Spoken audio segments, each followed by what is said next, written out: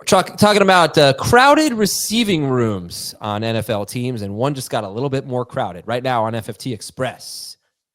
Yeah, so Dave, we're going to talk about teams that have multiple good wide receivers and if that causes any fantasy headaches for you.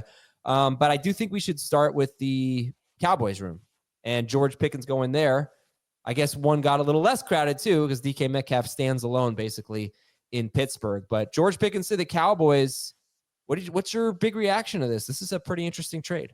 I think it's a mostly positive reaction. I like that Pickens is going from being the de facto number 2 receiver in Pittsburgh to the clear number 2 receiver in Dallas. It's a quarterback upgrade. It's an offense upgrade. Dallas, I don't know how well they'll be able to run the ball this year. I know the Steelers will try and they'll play at a slower pace. So I think the opportunity is there for Pickens to get some decent target volume. I would still draft him as a number 3 type of wide receiver. But I don't think that Lamb and Pickens can come anywhere close to what like Chase and Higgins did last year. Like those guys averaged at least 9 targets per game. I think it's going to be more like 7 per game max for Pickens. And I'm worried about the target number coming down for CeeDee Lamb. And we've seen it before in Dallas in the Dak Prescott era. Only once have multiple Cowboys receivers averaged 15 or more PPR points per game. That was Cooper and Gallup way back when. Only 3 times have multiple Cowboys receivers averaged 6.9 or more targets per game. I'm not trying to be cute. That's just the number that it was for 3. If I made it 7, it would be 2. And only 3 times have multiple Cowboys receivers averaged 13 plus PPR in the same season. The thing that in most of those seasons, we've seen Ezekiel Elliott play a big role. We've seen the Cowboys run the ball well. This won't be one of those years, so it makes me a little bit optimistic that we'll see 7 plus targets for George Pickens and certainly 8.5 plus for CeeDee Lamb. Lamb's still a number 1 wide receiver. Pickens more of a number 3. Yeah, I think like all those numbers you gave about multiple Cowboys wide receivers, you know, you look at the year with Cooper and Lamb, and I think Michael Gallup, you know, that was 2020, and Dak Prescott played 5 games that year. The year after that, 2021, you had Gallup was 2019 with Cooper, but also 2020, I believe. No, 2020 Gallup was there, but it was Lamb and Cooper that led the way. They were the top 2 target getters. Yeah, right. But you had 3 receivers with over 100 targets, and you had Dak Prescott playing only 5 games. 2021, you had Lamb with 120, you had Cooper with 104 targets. I mean, I kind of get what you're saying. I just feel like maybe, you know, I don't see any reason why they can't have. What was it? You think they could both have more than 7 targets per game? Lamb certainly will. You know, you think over or under 7 for Pickens? Over, but not by much. Okay. Yeah, well, I'll take that though for Pickens. You know, so yeah, I think as a number 3 receiver, that's what you're getting with most number 3 receivers. Yeah, I think if he gets 7 targets a game, he's probably a number 2 receiver. But I think I'm just more optimistic about it.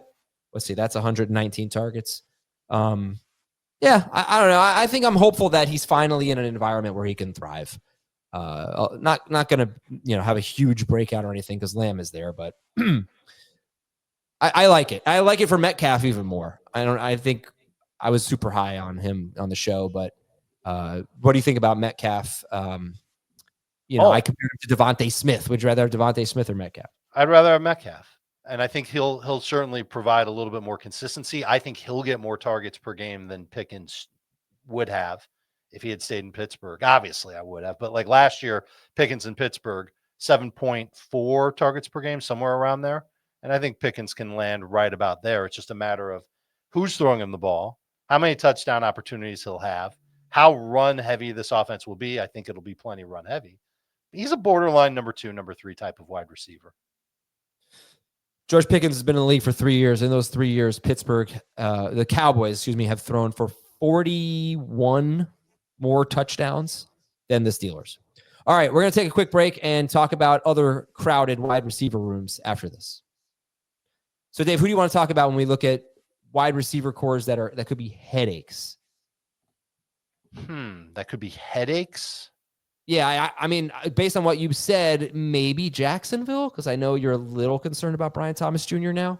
Yeah, but I also think that that's the same type of situation as Dallas, where there's a questionable run game. There's a little bit more of a question mark at quarterback, although I don't think it's that big of a gap between current era Dak Prescott and current era Trevor Lawrence. And I might argue that the receivers are a little bit more explosive in Jacksonville, and that the targets will be more concentrated in Jacksonville, and that the defense is going to be worse for the Jaguars than it will be for the Cowboys. So it could really be a perfect storm for those wide receivers. I don't necessarily have a headache when it comes to Brian Thomas Jr. and Travis Hunter. I'm still drafting Brian Thomas Jr. I want to take him in round 2. I view him as a top 10 fantasy receiver as of now. And Hunter, I don't want to get too excited about. He's just outside of my top 24 wide receivers as somebody that I would take with one of my first 5 picks. I'm sure that by the time we get to drafts, he'll be somebody's pick in round 4. I think that's too rich for my blood. I think Kansas City is a really interesting team to think about when it comes to crowded receiving cores, because we had Rashee Rice get off to that amazing start last year, and then he got hurt, didn't play again. Xavier Worthy was an absolute beast toward the end of the year and into the playoffs. And Marquise Brown barely played at all last year. Travis Kelce, you'd think he didn't play at all last year based on his numbers, but he is okay. How do you rate these guys and feel confident about drafting in fantasy? I think it's easy to say that Marquise Brown is going to be the last of those 4 that gets drafted, but he's the one that carries a lot of good value if you're getting him in the double-digit rounds. Really, it's which receiver should go off the board first between Rice and Worthy. I'm leaning toward Rice because I've seen him now in over parts of 2 seasons play really well and certainly earn a bunch of targets, score a lot of touchdowns. I think he's evolved into the Chiefs' number 1 short area target and red zone target. Whereas I'm not sure if Worthy's going to have that same type of opportunity that we saw him have in the playoffs and at the end of the regular season. Do the 49ers give you a headache? There's a lot of unknown there. So sure. Jauan Jennings, I think, is going to be the guy that ultimately leads them in targets. I just don't think that he's the most explosive wide receiver they have. So volume is going to be key for him. He's another one of those wide receivers that I'm putting in that wide receiver 2, wide receiver 3 range, 7 targets per game range. He's in that bucket. Pearsall is more upside. He's the more explosive wide receiver.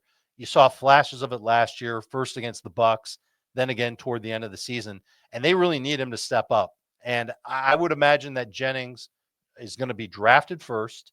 Pearsall will be taken within like 5-6 picks. I've got them close together in my rankings too. I've got Jennings just outside of my top 36 wide receivers, and I've got Pearsall 3 spots behind him. I think they're both round 7 picks. Kittle will obviously be a factor in that passing game. I'm not really thinking about Brandon Ayuk. And I view for now, Jennings and Pearsall is very intriguing mid-round, high upside type of players, particularly in PPR and half PPR for Jennings. I think I'll finish with this one. One team where the target distribution could have the biggest fantasy impact is Miami. So we're not just talking about wide receivers here, but you do have Tyreek and Waddle. Does Jonnu Smith, who out of nowhere last year had by far his best season, does he get a lot of targets? Does Devon Achane? Because if Devon Achane doesn't, one thing Devon Achane doesn't really get a lot of is carries. Right. Are they going to just keep throwing to him like 5 catches whenever Tua is on the field? You know, he was incredible, his receptions pace with Tua. And that kills Tyreek Hill. I don't see how Tyreek Hill can even be a 3rd round pick if Jonnu Smith and Devon Achane are as involved in the offense as they were last year. I don't see how Jalen Waddle could be anything more than like a bench player. Maybe I'm overreacting, but that's kind of what we saw last year, right? Tyreek Hill didn't even have 1,000 yards. So do they go back to just featuring the wide receivers in the passing game, or do they spread it around like they did last year? It could have major fantasy implications. I would guess they want to get back to being more explosive and not become an offense that revolves around Achane and Jonnu, but instead Tyreek and Jalen Waddle. And so if Tyreek Hill is healthy, he's focused, he's on the team, and they could cajole him and they say to him, "We want you to be our number 1 guy. We're going to give you every opportunity. Let's turn Tyreek Hill back into the cheetah again." First of all, that will help them win games. So yes, I think that would make sense. And if it doesn't work out, then I think they revert back to what they did last year. But because I can't say for sure that they're going to have Tyreek Hill bounce back into what he was doing 2 seasons ago. 2 seasons ago, he averaged 23.7 PPR points per game. If you're getting that in round 3, that's amazing, but there's no guarantee of it. We don't know. he's another year older, and Tua is still an issue at quarterback.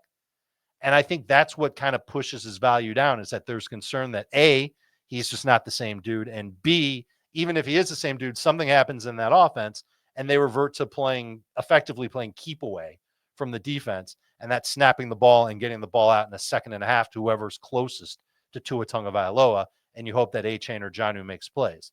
I think that's what's pushing down Jonnu's value as well, because there's no guarantee that he's going to do what he did last year either. I think the Dolphins have to try and change it up. And so as long as they do their best to do that, it should mean better things for Tyreek Hill. It should mean better things for Jalen Waddle. But I don't know if they get near that ceiling. It's 23 points per game for Tyreek. I don't think he gets anywhere close to that. It's like 16 points per game for Waddle. I don't think he gets anywhere close to that. But I think they do improve on where they were last year. And so if I can draft them, Tyreek in round 4, Waddle round 6, 7, somewhere in there, I think I'm okay taking the chance on them. Not that I love it, not that I'm targeting it, more that I'm settling for that on draft day. And I don't think I'll get Tyreek Hill at that point, because I think somebody else in every league will see that name, they'll remember his history, and they'll just go for it with Tyreek Hill. But Waddle, I think everybody has soured enough on him that I think, yeah, you can get him right around 70 to 75th overall. Yeah. All right. Thanks, Dave Richard. I'm Adam Aizer. This is FFT Express, and we'll talk to you all tomorrow.